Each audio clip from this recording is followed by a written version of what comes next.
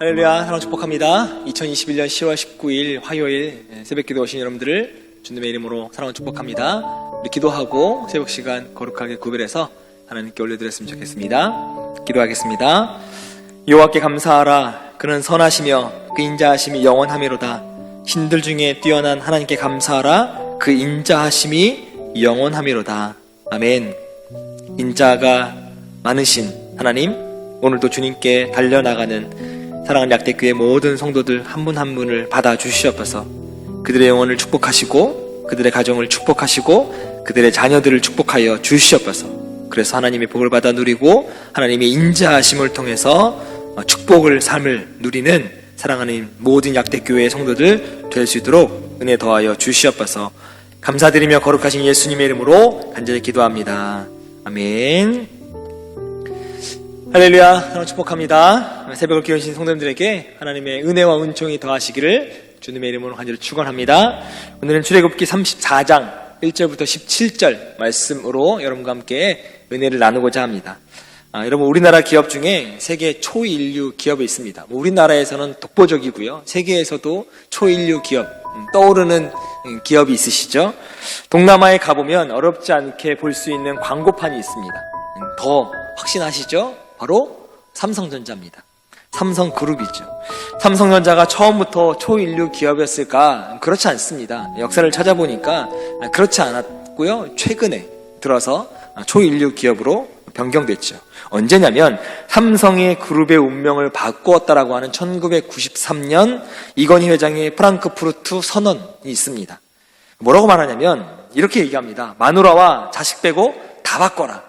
혁신해야 된다라고 하는 이야기를 이렇게 아주 직설적으로 이야기한 거죠. 그 말이 오늘 삼성의 혁신을 만든 밑거름이 되었다라고 하는 평가입니다. 그 혁신과 함께 삼성그룹 반도체 또 휴대전화 만드는 글로벌 기업으로 성장했고요. 지금은 초인류 기업으로 성장했습니다. 삼성의 혁신은 제일주의였고요. 소비자 중심으로 살아가면서 초인류 기업으로 성장할 수 있었습니다. 그렇다면 우리가, 하나님을 믿는 우리가 살아남을 수 있는 유일한 방법 무엇일까?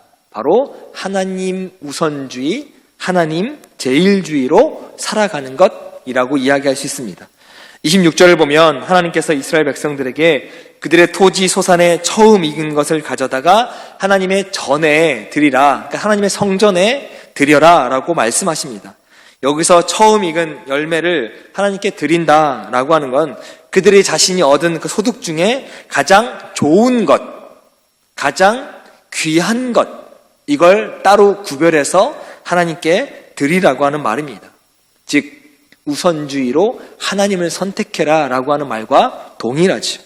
이처럼 하나님께서 자기 백성들에게 오직 하나님만을 최우선시하는 삶을 살 것을 하나님이 요구하셨어요.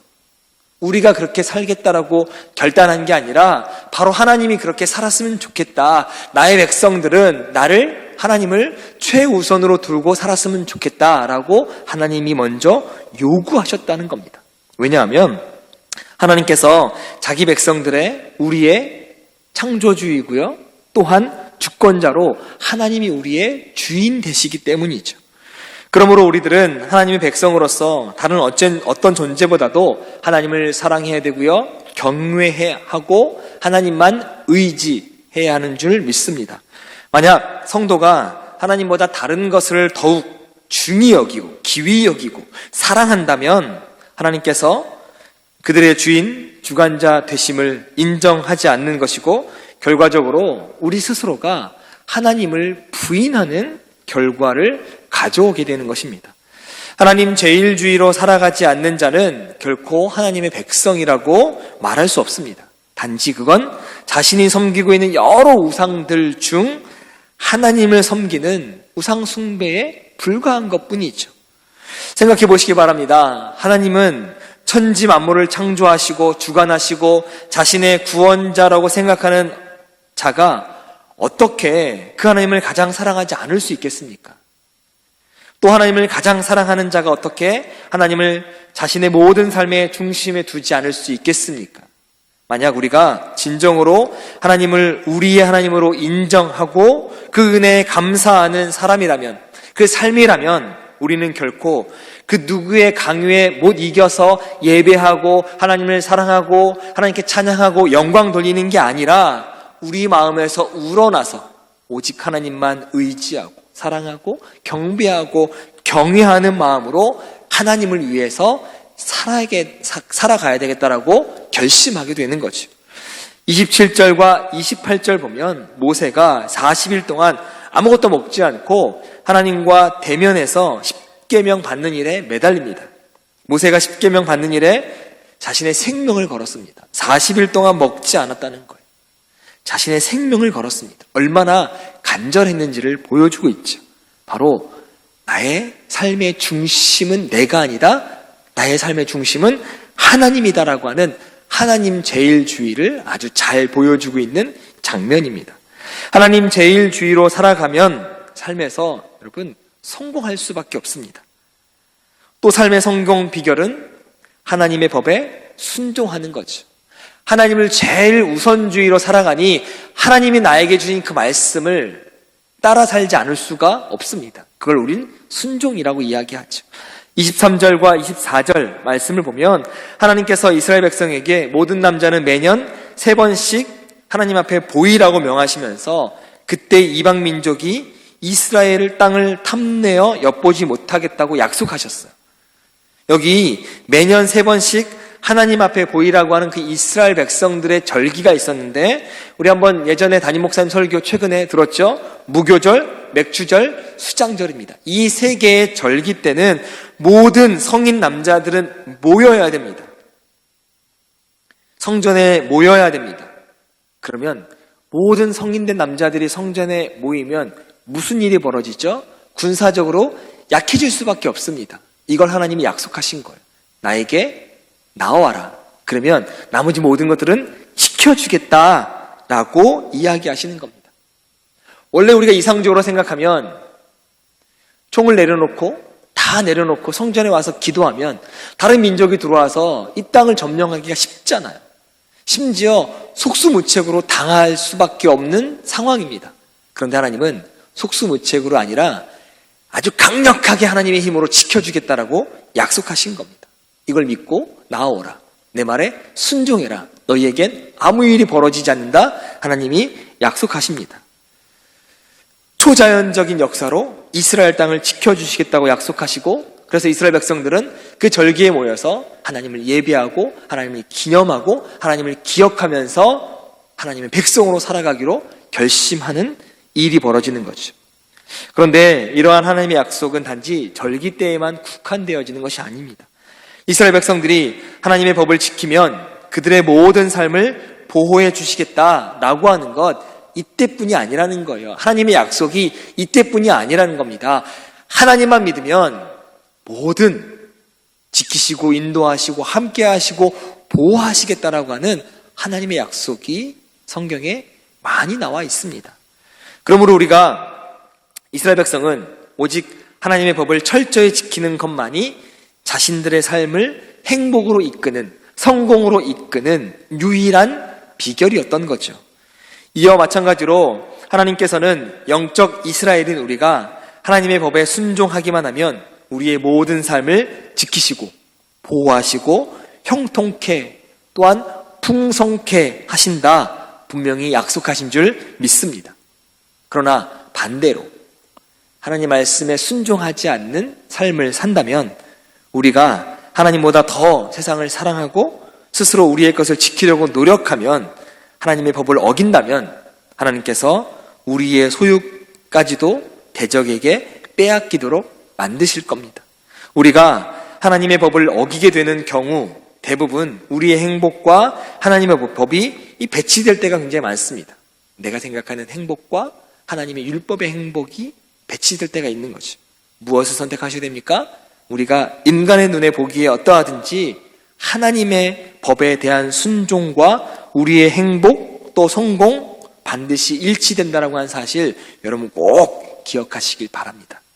그것은 이 세상의 역사와 우리의 삶을 주관하시는 것, 바로 절대 주관자 되시는 하나님께서 하시는 일이라 말씀드릴 수 있습니다. 진정 우리 모두의 또 이성적 판단보다 믿음으로 하나님의 법을 먼저 쫓음으로 늘 생활 가운데에서 성공하시고 승리하시고 형통케 하시는 하나님의 자녀가 되시기를 주님의 이름으로 부탁을 드립니다. 여러분, 이제 우리는 하나님을 우리의 삶의 최고의 자리에 모시길 바랍니다. 우리의 삶의 나그네가 아니라, 우리의 삶의 여행객이 아니라 내 삶의 주인으로 하나님을 내 마음 가운데에 모셨으면 좋겠습니다.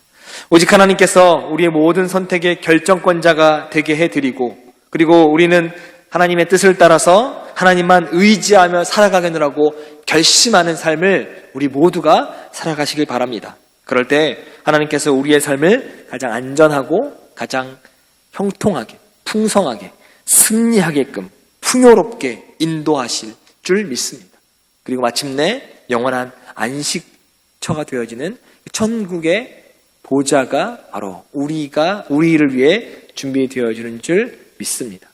바로 하나님 우선주의로, 하나님 제일주의로, 하나님 말씀에 순종함으로 살아가시는 저와 여러분 되시기를 주님의 이름으로 간절히 축원합니다.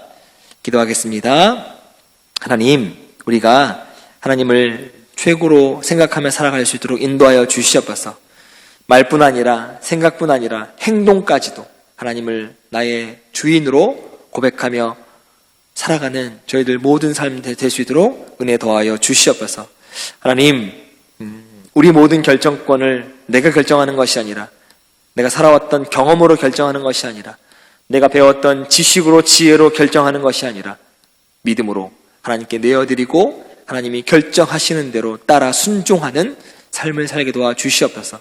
그럴 때 우리의 삶이 풍요로워지고, 그럴 때 우리의 자녀들이 풍성한 복을 받고, 그럴 때 우리의 가족이 하나님의 풍성함의 은혜를 누리는 삶과 자녀와 가정 될 줄 믿습니다. 하나님만 의지하고 하나님만 경외하고 하나님만 찬양하며 살아가는 저희들의 모든 삶이 되게 도와 주시옵소서. 감사드리며 거룩하신 예수님의 이름으로 간절히 기도합니다. 아멘.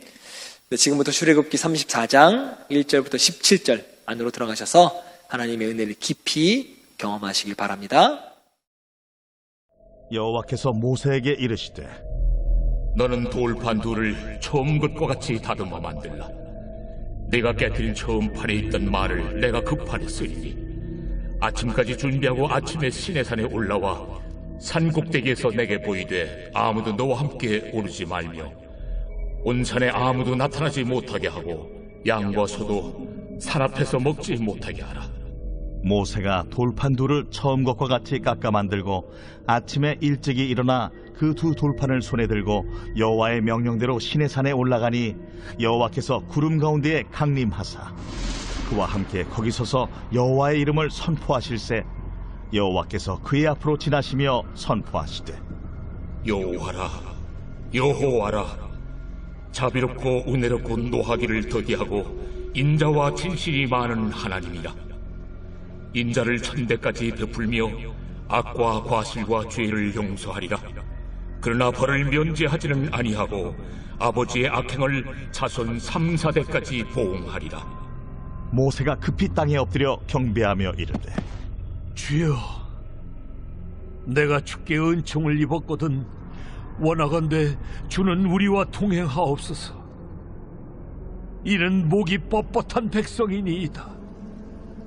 우리의 악과 죄를 사하시고 우리를 주의 기업으로 삼으소서. 보라, 내가 언약을 세우나니 곧 내가 아직 온 땅 아무 국민에게도 행하지 아니한 이적을 너희 전체 백성 앞에 행할 것이라. 내가 머무는 나라 백성이 다 여호와의 행하심을 보리니 내가 너를 위하여 행할 일이 두려운 것임이니라. 너는 내가 오늘 네게 명령하는 것을 삼가 지키라.